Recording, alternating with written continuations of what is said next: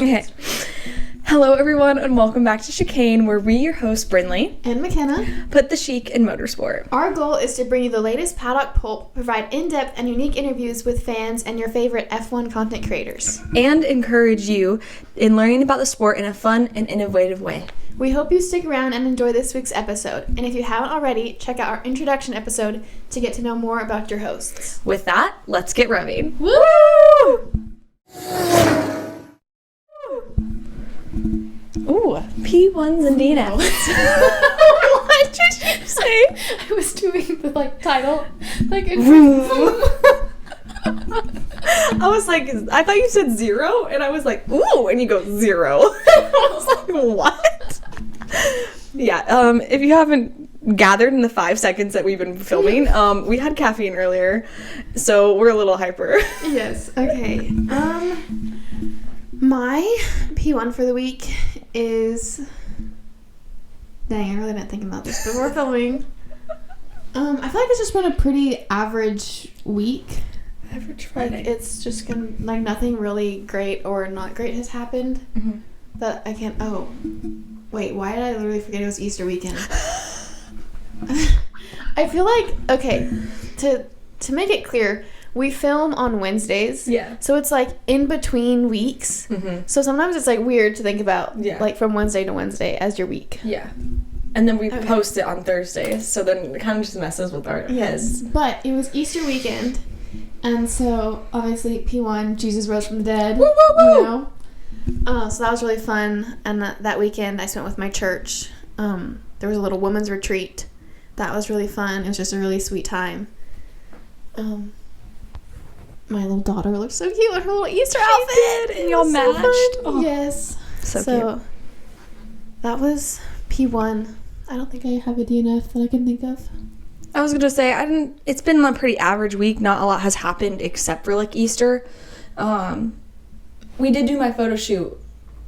That was after Thursday. Friday that we shot. Friday, yeah. So it was last Friday. We did my photo shoot for my graduation pics. She took my pictures. They were great. They turned out great. I'm working on my graduation cards right now. I'm designing them myself, so that's also a really fun thing. They're looking pretty good. I got a sneak peek. She did. Yeah. But yeah, I don't think I have a DNF either. I mean, I have another test coming up this week. Nice. Tomorrow. So I really just need to pass this class to graduate, so keep me in your thoughts and prayers so that I can actually graduate, because I find out 2 days before graduation if I pass the class or not. Oh. Yeah. Jeez. Very stressful, but yep, so that tomorrow. I've been studying. I'm going to study as much as I can for the rest of the day. That's good. Yeah.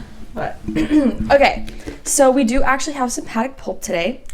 Yay. So this is some stuff that have just been in the headlines in the past week since the last race, but you probably have already seen them if you already do follow F1.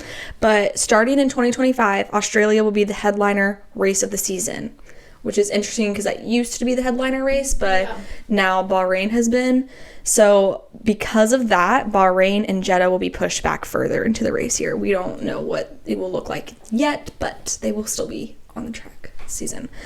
Rumor has it that if Daniel Ricciardo doesn't show up for the team in the next two races, Liam Lawson is set to replace him. This has not been confirmed by a F1 leading account, but I mean, we heard these rumors last year with Yuki from a billion different, not Yuki, with Nick, with a bunch of different F1 related accounts, and then we were like, oh, it's not gonna happen, and then literally on a random Tuesday he got replaced.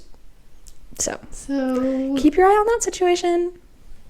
Don't be surprised, I guess, if it happens. This sport is ruthless, and they will cut you out if you're not performing. And then lastly, McLaren parts ways with technical director David Sanchez after the company recognized a quote-unquote misalignment according to Sky Sports F1. So he has only been with the team for about 3 months now after they had repositioned their whole technical directing board. And so he is being replaced. It's coming soon. So yeah, that's updates at McLaren. All right. With your avid McLaren fan here. Yes. All right, now let's talk about our race this weekend. So we are officially entering our 4th round of racing, and this weekend we're at Suzuka International Racing Course located in Inu. Inu, Pardon our French. Suzuka City, Japan. Yeah. So we're in Japan, and it's so fun. Yeah. I really want to travel to Japan one day. It seems like such a fun city. And this is honestly one of my favorite tracks to watch. Like, there has just always been such excitement around this track. And, like, we're actually going to tell you some fun facts about the track later in the episode. So, some things to look out for. But for timing, if you are Eastern time zone like we are, this is going to be a late race or early, depending on how you go to bed. Qualifying starts at 1 a.m. to 2 a.m. on April 6th, and the race will start at 12 a.m. on April 7th. So it'll be a late race. Yes. And this track is 5.807 kilometers long, which is just over 3.5 miles, and the race is 53 laps. Yeah. For DRS, we only have one DRS zone, which is really strange. I feel like we have more, but that's what the app said. And that is right before there is a speed trap on the track. So it literally happens right in front of each other, which will be really interesting. This circuit was created back in 1962 by Sorisho Honda. Is that his name? Yeah. Sweet. When he wanted to build his company Honda a testing track, the track itself joined the F1 calendar back in 1987. And fun fact, the track is said to have amazing food vendors on site and even a Ferris wheel, which is iconic. Yeah, that's very iconic. This track, like, they put in so much of it. It's kind of like a event center in a way. They have other racing categories throughout the year come and race, and then we have like some festivals that happen throughout the year. So it's kind of just like an event center, which is really cool. That's awesome. Yeah. Past winner, last year's podium was Max Verstappen, Lando Norris, and Oscar Piastri. This was actually the turn of the McLaren season last year. So look out for those papaya boys on track. Yeah, they're ones to watch.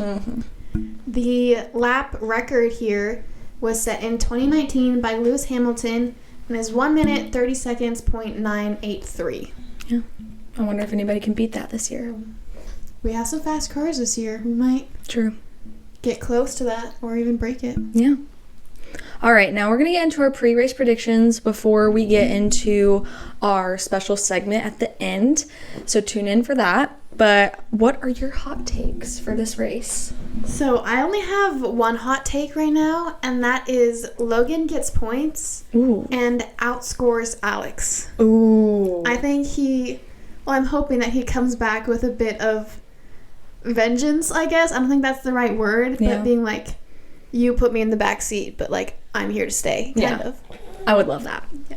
As a Logan girl, I would love that. Oh no, my nail just popped off. It's fine. No. It's fine. I have to console myself. My hot take for the race was similar, where I wanted Logan points. I'm just clarifying that for me, if Logan is racing completely in this race, like no DNF, no crash, nothing, then I will be voting him driver of the day. And I will too. I probably won't watch it live, so I probably won't, but I will with my heart. And then I also said Yuki points. I would love Yuki to get some points at his home race. That would be so fun. I would love for that to happen. And then what about your podium predictions? So I have a perceived podium and then a preferred podium. I got mad at her, so she's like, well, let's look. And so my perceived podium is Max, Lewis, and then Lando. And then my preferred podium would be Charles. I really think he needs a race win. And so I would, sorry for all the McLaren girlies, Lewis, and then Alonso. Okay. I have Lando, Carlos, and Oscar. Very, very out there. But, I mean, Lando and Oscar were both on podium last year. And Carlos has been doing really good. One of the best racers of the season so far, dare I say. And I don't know. Suzuka is one of the best tracks for Lando. He fits this track very well. He enjoys this track. And with that whole YouTube comment that somebody made, that's true. They predicted that Max and Charles would take each other out in Japan. So if that happens, than that gives. If you haven't seen it, so if you don't know the video of it's just an incident video, you should educate yourself on that really quick. I won't explain the whole lore right now. Yeah, we can probably tag it on Instagram or something. Yeah, there's this YouTube video and someone went and commented and like, I'm here after the crash in Japan 2024. But he said it 6 years ago. Like, that's even crazier. And so we're just all kind of sitting on our hands waiting to see if that happens. If it does, time traveler? What? Maybe. And then your DNF predictions. 1 second, I'm like pulling my hair out of Ezra's hands. All right, so we had 5 DNFs last year, is that right? Mm-hmm. And so I'm predicting this year we have Stroll, Ocon, and Zhou all DNF. Okay. Interesting choice of people, but probably realistic. Yeah. I said 4 DNFs because this is a really fast track. We haven't seen a lot of DNFs this year so far, but I'm just saying, like, this is a fast track and whatever. So I'm saying 4 DNFs. I'm going with the YouTube commenter. I'm saying Max and Charles take each other out, a Merc, and then Daniel. Oops. Sorry. The pressure's getting to him. It is. And I kind of want to see some more rookies, so sorry, guys. We love you, Danny, but unfortunately, you're not in your prime anymore. Box. What is our pit stop fun fact for today? So, this is a fun fact and also a little bit of a prelude as to what we're going to talk about for the rest of the episode. Mm-hmm. But when the drivers come in for a pit stop, you'll see that they put a sign out in front of them that, like, indicates for them to kind of stop, and then they pull it away when they can go. And that sign is called a lollipop. So, lollipop, oh, lollipop.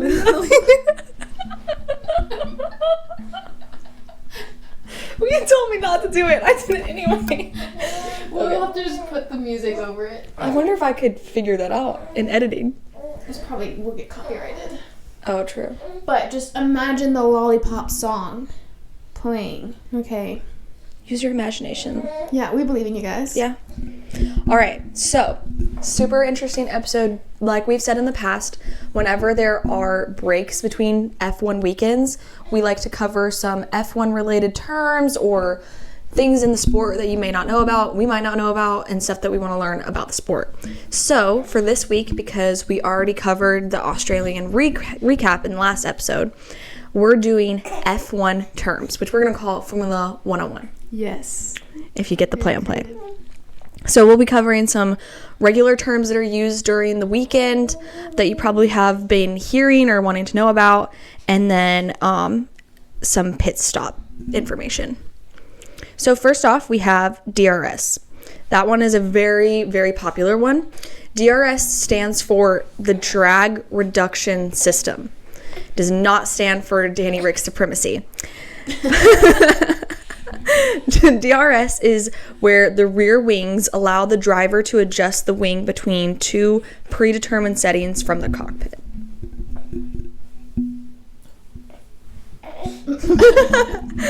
All right, and so going along those lines, DNF is 1 second. She's like falling off. All right, so now DNF stands for did not finish, and DNS stands for did not start. Sorry, she made a funny noise. Okay, so racing line, you'll see this more in like commentary. The drivers themselves don't really refer to it as racing line unless they're talking to interviewers after the race. But the racing line, we'll see if we can provide a picture, is the fastest line or arc through a corner of a race circuit. The trajectory of the racing line depends on the severity of the corner, how long the following straight is, and what kind of car is being driven. She's got a word to say on that. Do you have a fun fact for everyone? Oh, you took her phone away.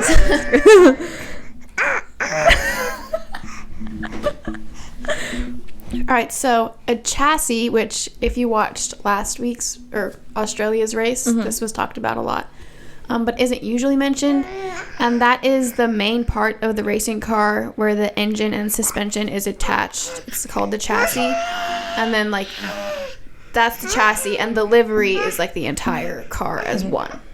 Oh, I forgot about livery. Yeah. This one you might see a lot if you're going through any of the old racing clips of past seasons, specifically with Mercedes.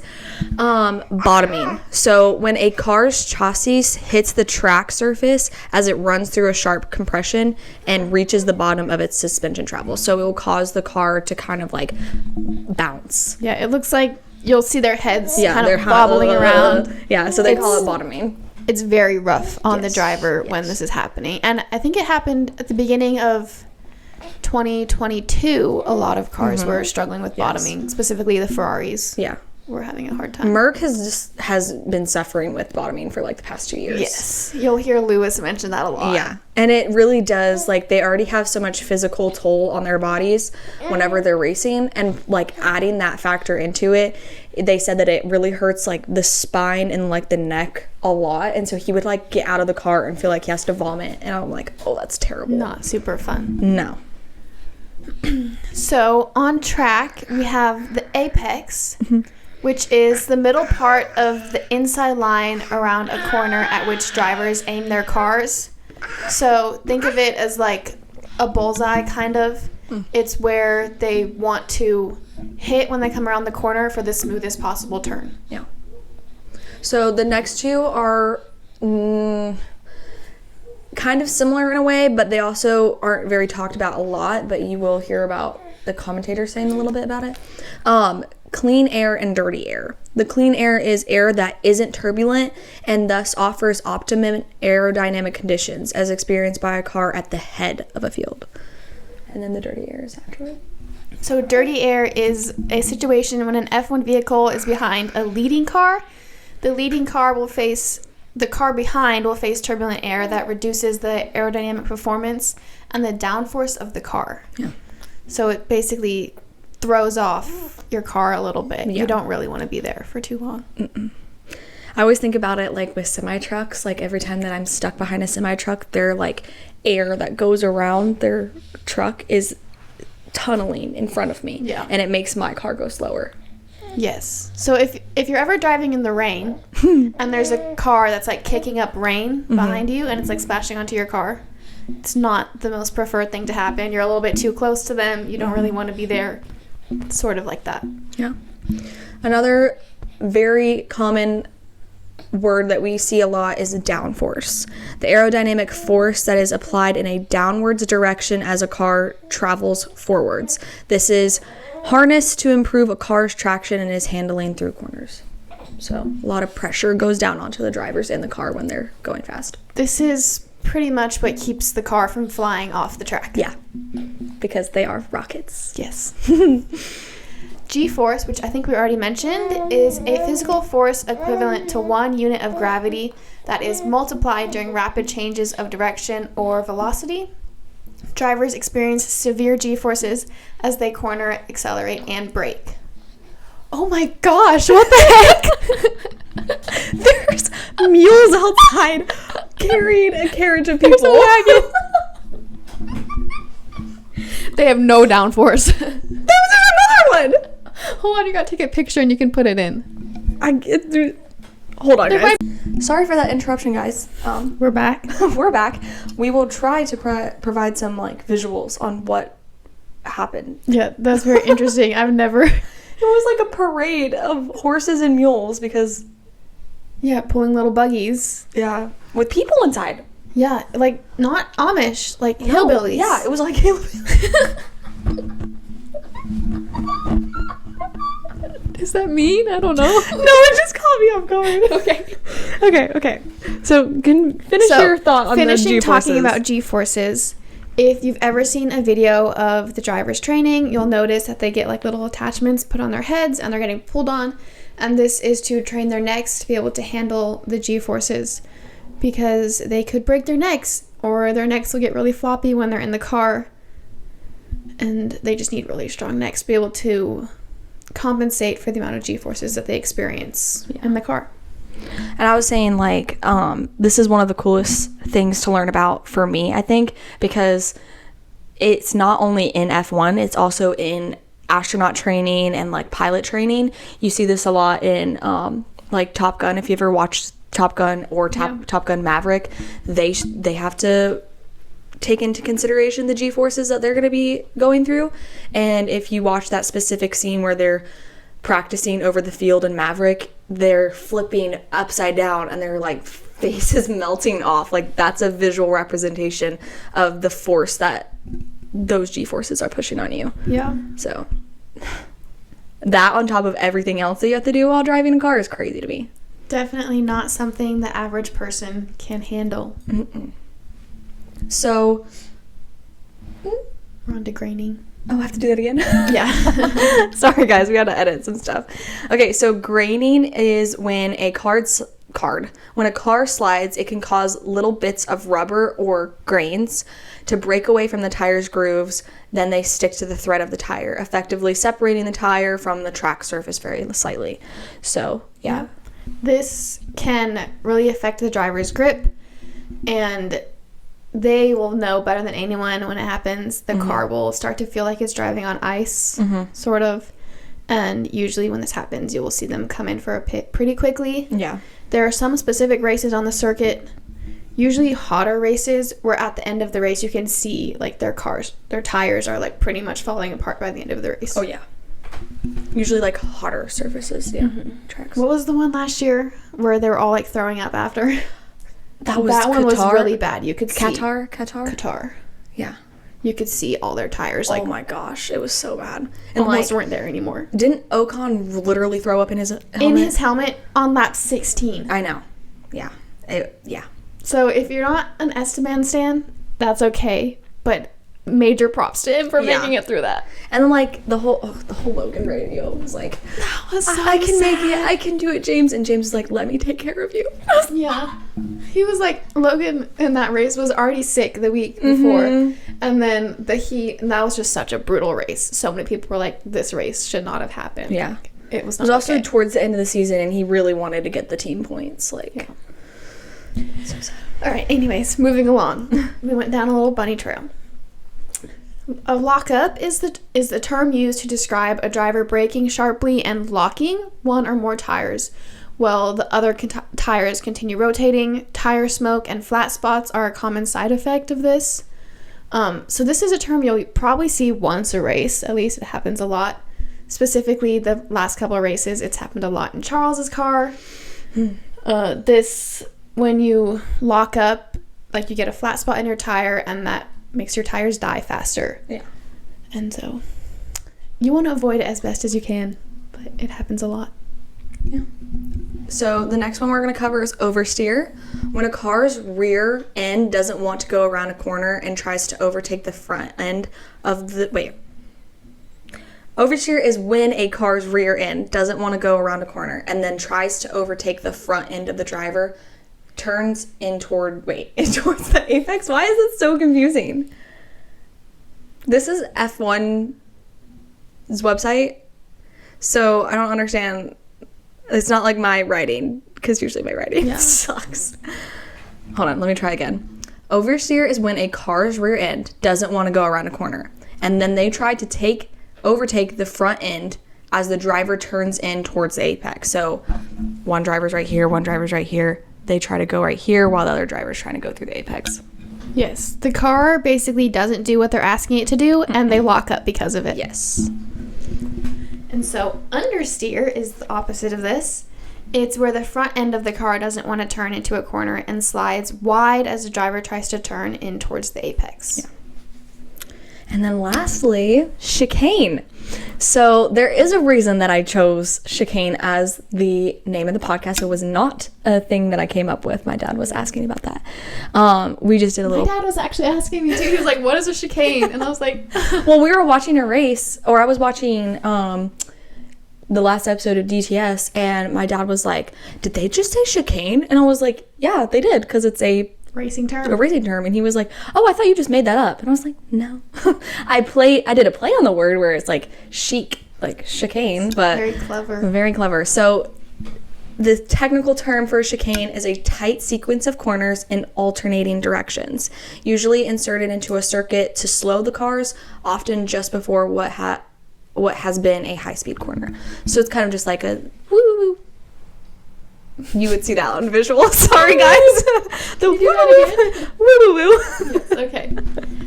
And so now we're going to talk for a second about the tires. There are 3 main different tire compounds. There used to be more, but that's a whole different tangent. But there are 5 total. And so red is the softest and fastest tire. Yellow are the medium tires. They last longer than the softer tires, but aren't quite as fast. And then the white is the hard tire. These are going to be the ones that they're on for the longest. You'll see these in longer races. They come out a lot, but they're the slowest tire. And then we have the blue tire, which is our wet tire and comes out in full rain when the track is completely wet. And then there's a little in-between tire that's green called the intermediate tire. And this is when it's either lightly raining or the track is like kind of wet, but like not misty enough for blue tires. They'll drive on these. As for pit stops, to explain this a little bit, each race, every car has to make at least 1 pit stop. It is required.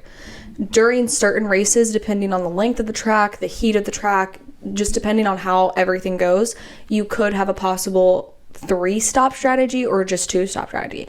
This is determined by the team principals and the team strategist, and sometimes on the off occasion, even the driver, aka Carlos Sainz. So yes, they have to take 1 pit stop at least, and then they can't change their tire to the same tire that they have. So if they come in on hards, they can't go on hards again in that first pit stop. They have to change to a different compound. So back to tires for a second.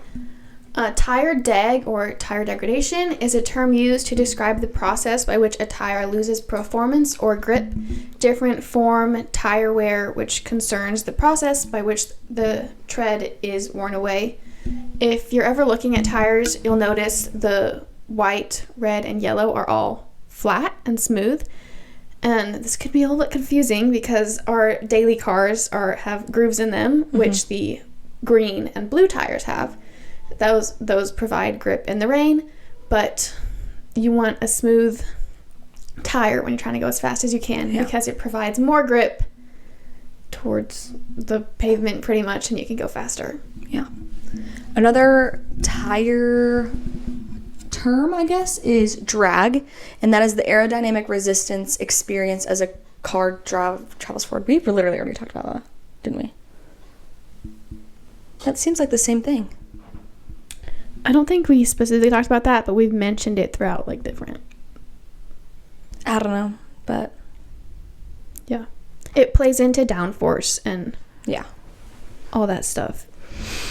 But yes. That's why the cars are designed in a specific way to, like, compensate for all these different elements.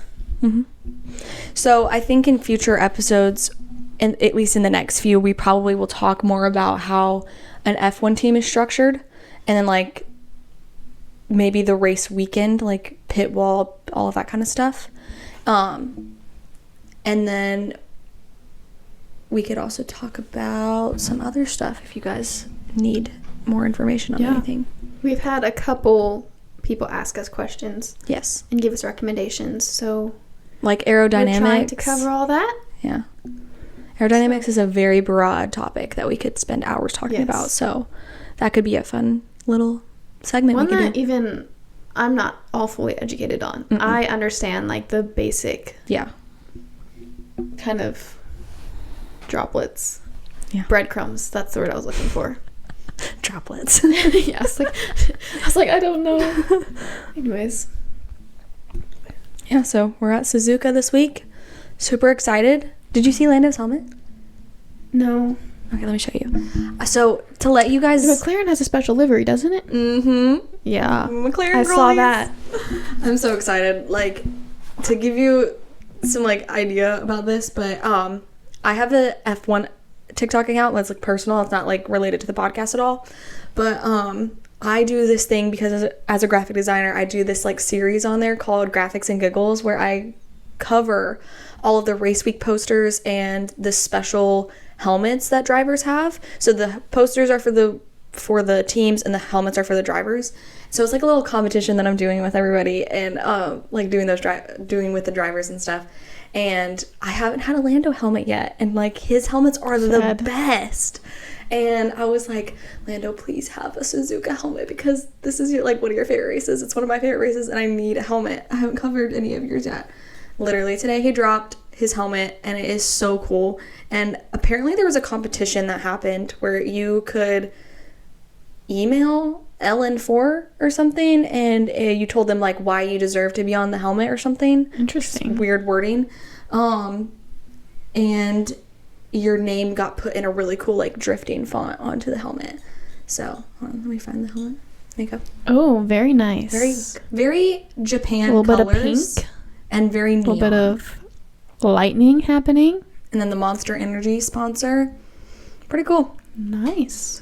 But yeah, I'm excited to see Yuki's. I don't think I've seen it yet. Yuki's is gonna be so fun. I'm so excited. I hope that this race goes well for him. Yeah, me too. I hope it goes... Sorry, hiccup. I hope it goes well for the Super Formula 1 driver coming in FP1 too, as well. I think it's just Super Formula.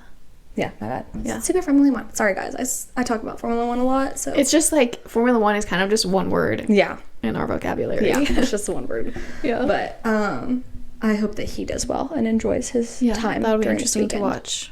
Yeah. And he's replacing Danny for FP1. Yep. Yeah, I think that's all we have to talk about this week. Yep. Hope you guys enjoyed. Hope you guys learned something. Hopefully, if you're following along, you'll check the Instagram and maybe see a bunch of mules walking past the house. Yes. Or if you watched on YouTube, you might see it if we get advanced enough. Yeah, I don't know how to do that, but in. We'll see if my skills set expands in the next 3 hours. But yeah, I think that's it. All right. I hope you all have a great week and enjoy your race weekend. Yep. We'll see you on the other side of Suzuka. And that's Checkered Flag.